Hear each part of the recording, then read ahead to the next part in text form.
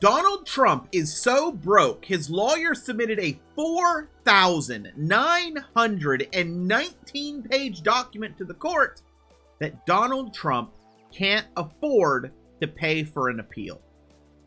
Crazy. Well, as you can imagine, I'm not going to read you 4,919 pages, but I am going to go to a part that is very relevant here, and that would be the posting a full undertaking is a practical impossibility.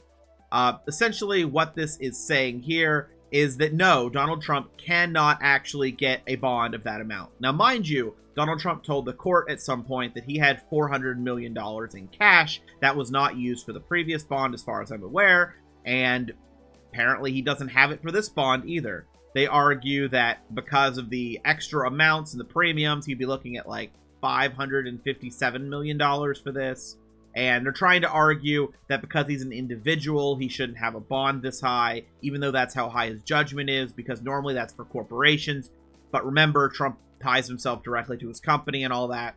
And a big argument for why he can't get the money together is that he would have to sell his properties. And selling his properties quickly would give him irreparable harm because he would have to sell below what he wants to sell them for, which is really, really funny, considering you have to remember that Trump got in trouble for lying about how much his properties are actually worth. So the court would have to take into account that his valuing of what his properties is really worth is actually different than what it would be paid, and that he's right in that evaluation, which he's been sued that he lies. And yeah, it's a lot. As I said, it's almost 5,000 pages. You can find it online. You can find articles on it, of course, but it really boils down to Donald Trump is broke.